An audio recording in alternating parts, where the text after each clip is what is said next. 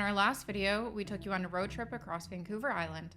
From whale watching in Victoria to learning to surf in Tofino, we had an amazing time exploring the island on our very first trip together. Today, we're starting off with the sea to sky region of British Columbia, full of beautiful hikes like the Stawamus Chief and Panorama Ridge at Garibaldi. So, we set out hiking with my brother and his girlfriend before we started our epic road trip through the Canadian Rockies.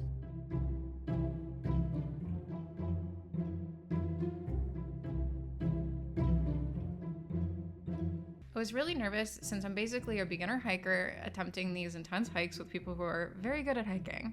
This was the most challenging hike of my life so far. I was struggling even just walking up the main staircase. After the grueling steps, we made it to the viewpoint overlooking Squamish. If I thought the way up was tough, the way down was even more grueling, basically hiking down an empty waterfall or river. The descent down the massive boulders was a challenge for me since I didn't have the leg strength to confidently descend the boulders, but Callum helped me. After one of the most intense hikes I've ever done, what better to do the next day than another hike? The Panorama Ridge hike at Garibaldi Provincial Park. It was calling for rain, so I worried we wouldn't be able to see the panoramic views. There was no way I would make it to the ridge. It's a 28.8 kilometer hike. I thought I'd be lucky if I even made it to the lake after my struggles the day before. Originally, we were just going to go to Garibaldi Lake, but partway up the trail, I got a message from my brother that they were going to go all the way to the top, another 25 kilometers round trip. So, after ensuring Taylor was okay hiking to the lake alone, I ran a few kilometers to meet up with them so we could summit together. I was fine solo hiking to the lake because I don't like feeling rushed/holding people back. Plus the scenery was really beautiful and I could listen to my audiobook and walk at my own pace. I'm glad we decided to go for the ridge. There was a beautiful stretch of wildflowers in a place called Taylor Meadows before a steep incline through the snow. Who would have thought there'd be snow in August? After about 15 kilometers, we made it to the top, only to see nothing at all because of the fog and rain. But that's okay.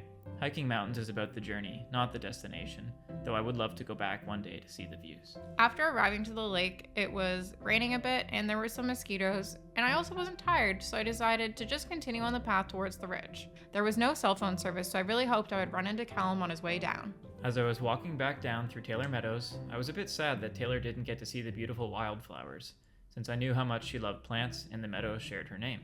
Imagine my surprise to see her walking up the trail towards me. We headed back down to the lake and took some nice pictures, and I ate my sandwich. After the disappointing views from the top of the ridge, I was excited to see the glacial lake of Garibaldi. It was fun walking around, practicing with my camera as we explored the beautiful blues and moody weather. After leaving the lake, we started our descent back down. It was pouring rain, so we got soaked, but I didn't mind. We made it back down and the hike wasn't that bad.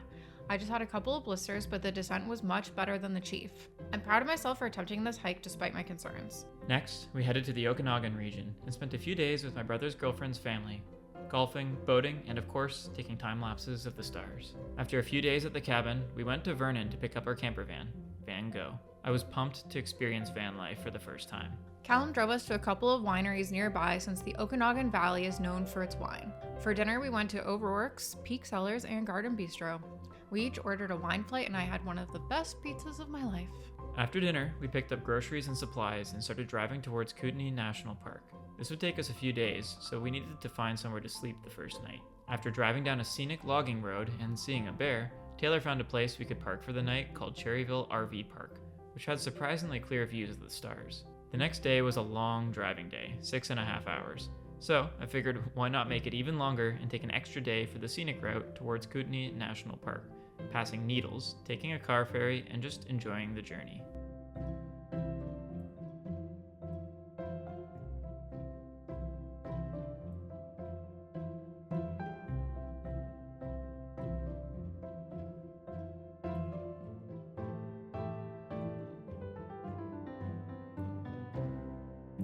We also stopped in Nelson, Fletcher Falls, and continued into the town of Caslow, where we stopped at the SS Mui, a stern-wheeler boat from 1898. This is actually the oldest intact passenger vessel of its kind in the world.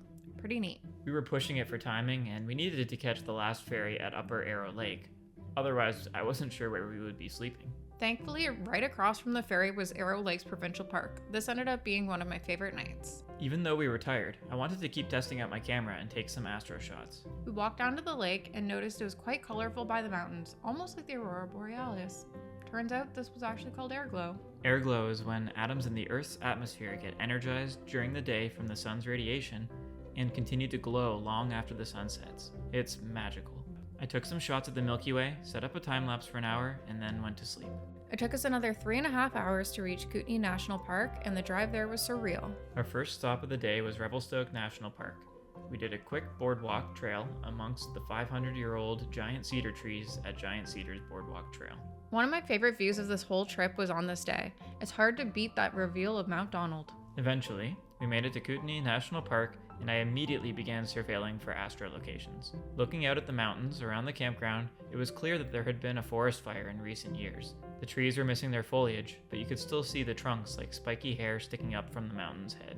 Kootenay National Park, known as the land of fire and ice, contrasting alpine views and vibrant blue waters and limestone canyons. Once we entered Kootenay National Park, we lost cell phone service. We also didn't really have a plan for what we wanted to do here aside from hike and explore. We decided to do the Stanley Glacier hike. This is a 10-kilometer out and back trail. The Stanley Glacier hike is pretty moderate, and after hiking the Chief, I felt I could conquer anything. After our hike to Stanley Glacier, we had lunch in our camper van and did the easiest hike of our entire trip, Marble Canyon. Despite the crowds, this was a beautiful hike and a great way to end our last day in Kootenay National Park. We woke up early and drove to Emerald Lake and Yoho National Park. This is somewhere you need to arrive early to get a parking spot, but it's worth the early morning. Emerald Lake is a unique color with glacial blue waters mixed with a vibrant green. The lake was still, with the mountains reflected perfectly in the water. You can kayak at Emerald Lake, but we chose to hike the Emerald Basin and Emerald Lakeshore Loop. A lot of people seem to stick to the entrance of the loop, and we didn't see many people on our hike to the basin. But the path leading to the basin was your typical dirt trail. It was nice to get higher in the basin to see the lake from above. We are currently at Emerald Lake, and we took the basin trail, and decided to just wash our hair in the glacier water. I think it was refreshing and nice. So I ended up dunking my head in the glacier water more because I felt like it was nice and refreshing, and I wanted to do that. Yeah, we basically bought a camp shower and it didn't pan out, so I decided to bathe in this glacier. That's all. Goodbye. Oh wait, the water, not the glacier. Goodbye.